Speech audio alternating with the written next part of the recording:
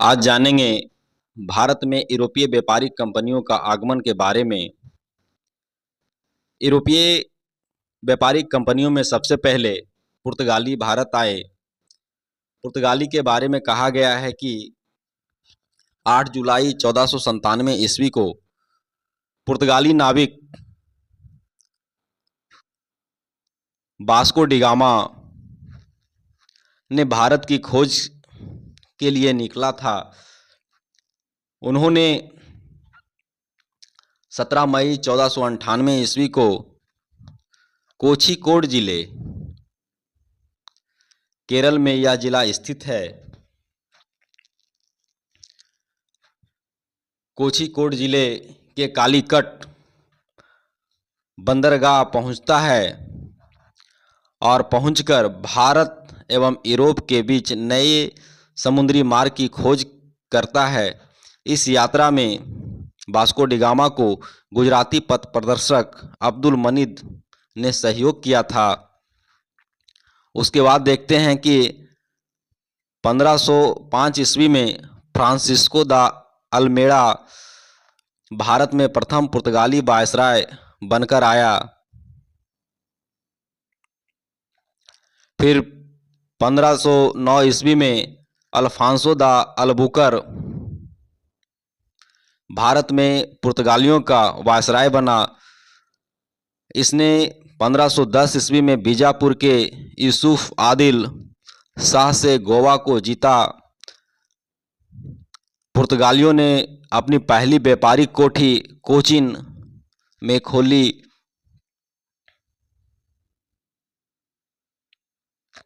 आगे देखते हैं कि दक्षिणी पूर्वी तट पर पुर्तगालियों की एकमात्र बस्ती सन थोमे थी।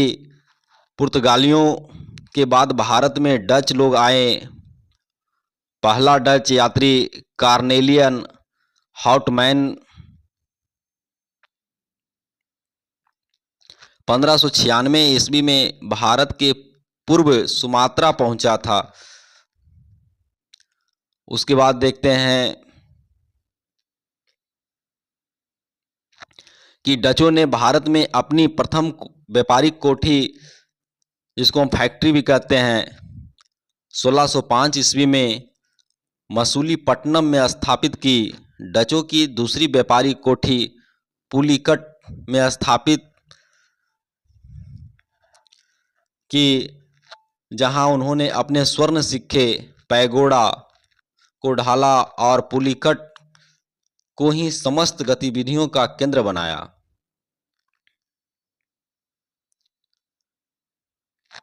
डचों ने भारत में प्रथम बार औद्योगिक वेतनभोगी रखे।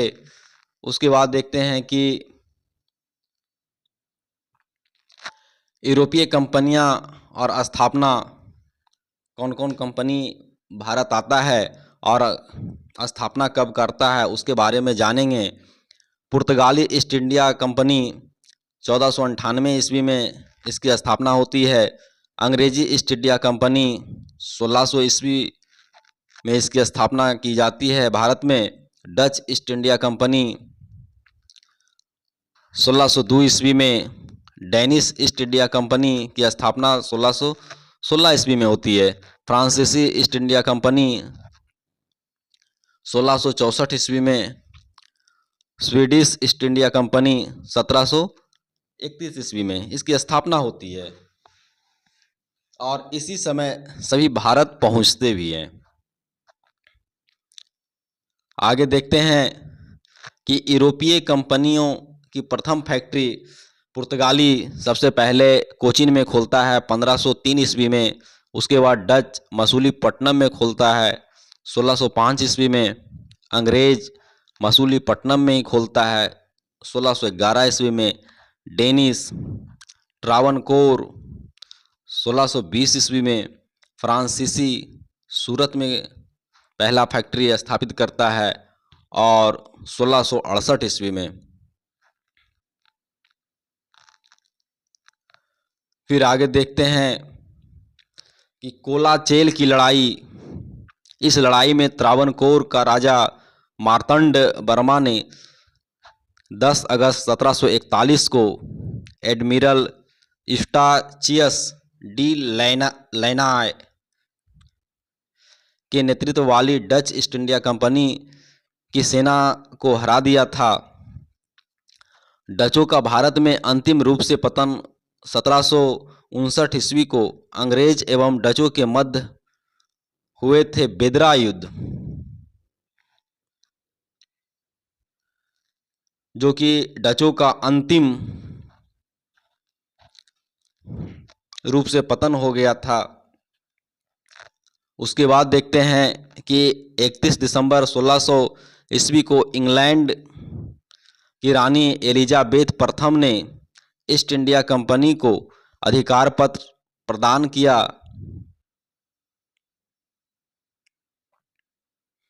फिर आगे देखते हैं कि प्रारंभ में ईस्ट इंडिया कंपनी में 217 साझेदार थे। पहला गवर्नर टॉमस स्मिथ था। पहला गवर्नर जो था टॉमस स्मिथ था। मुगल दरबार में जाने वाला प्रथम अंग्रेज कैप्टन हॉकिंस था, जो जेम्स प्रथम के राजदूत के रूप में अप्रैल 1609 ईस्वी में जहांगीर के दरबार में पहुंचा था। आगे देखते हैं कि भारत आने वाला पहला अंग्रेजी जहाज रेड ड्रैगन था। 1611 ईस्वी में दक्षिण पूर्वी समुद्री तट पर सर्वप्रथम अंग्रेजों ने मसूलीपट्टनम में व्यापारिक कोठी की स्थापना की। जहांगीर ने 1617 ईस्वी में एक फरमान जारी कर अंग्रेजों को सूरत में थॉमस एडवर्थ के अधीन व्यापारिक कोठी खोलने की इजाज़त दे दी। कौन दे दी? जहांगीर ने।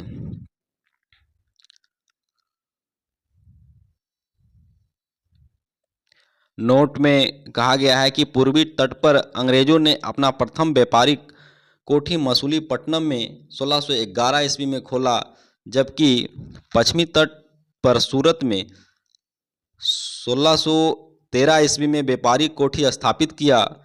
पहली बार सूरत में 1608 ईस्वी में व्यापारिक कोठी स्थापित करने का प्रयास किया गया था। उसके बाद देखते हैं कि 1615 ईस्वी में सम्राट जेम्स प्रथम ने सर टॉमस रो को अपना राजदूत बनाकर मुगल सम्राट जहांगीर के दरबार में भेजा। वह फरवरी 1619 ईस्वी तक भारत में रहा। उसने जहांगीर एवं खुर्रम शाहजहां से अंग्रेजों के लिए कुछ व्यापारिक छूट प्राप्त करने में सफल हुआ। उसके बाद देखते हैं कि 1632 ईस्वी में गोलकुंडा के सुल्तान ने अंग्रेजों को एक सुनहला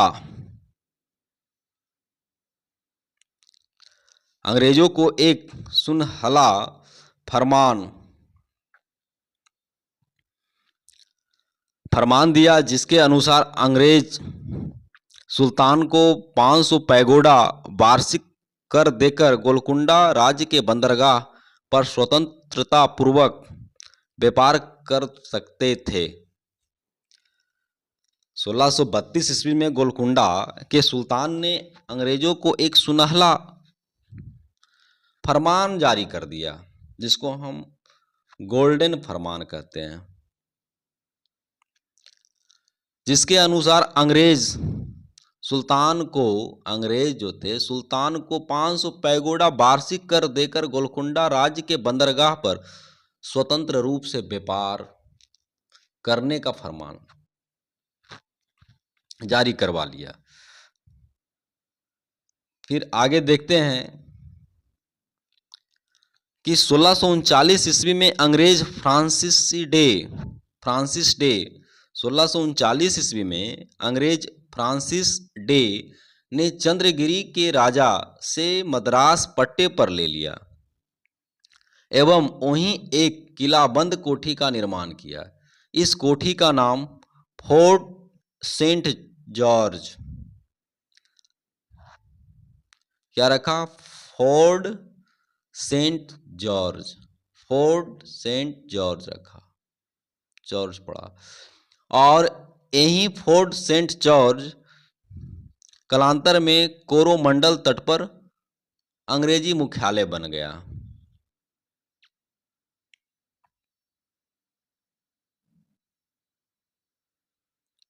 फिर देखते हैं कि 1661 ईस्वी में पुर्तगाली राजकुमारी कैथरीन ऑफ ब्रेंगेजा एवं ब्रिटेन के राजकुमार चार्ल्स द्वितीय का विवाह हुआ। इस अवसर पर दहेज के रूप में पुर्तगालियों ने चार्ल्स द्वितीय को मुंबई प्रदान कर दी। क्या प्रदान कर दी? बम्बई।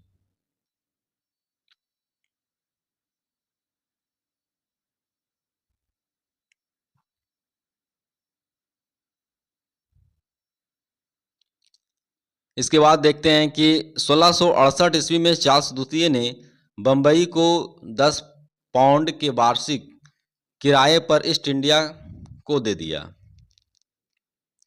1687 ईस्वी में अंग्रेजों ने पश्चिमी तट का मुख्यालय सूरत को हटाकर बम्बई को बनाया। उसके बाद देखते हैं कि गेराल्ड ऑन्गियर 1669 से 1677 ईस्वी तक रहता है।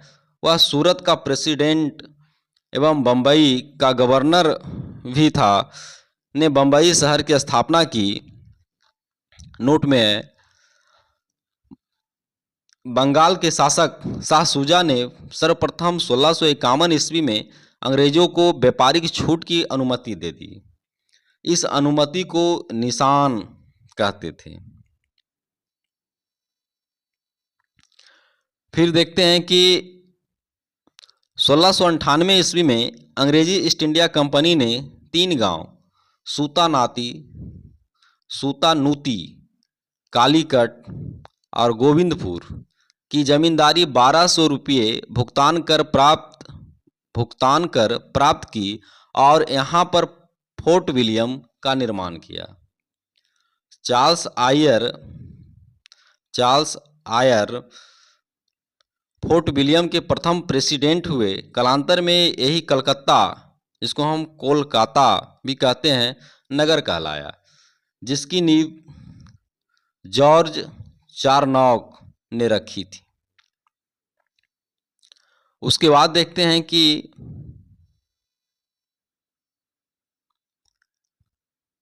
भारत में फ्रांसीसियों की प्रथम कोठी फ्रैंको कैरो के द्वारा सूरत में 1668 में स्थापित की गई। फिर देखते हैं कि 1674 ईस्वी में फ्रांसीसी कंपनी के निदेशक फ्रैंकिस मार्टिन बालीकोंडापुर के सूबेदार शेर खां लोदी से पुदुचेरी नामक एक गांव प्राप्त किया, जो कालांतर में पांडिचेरी के नाम से जाना गया है। आगे देखेंगे अंग्लो फ्रांसीसी संघर्ष। आज यहीं तक रहने देते हैं।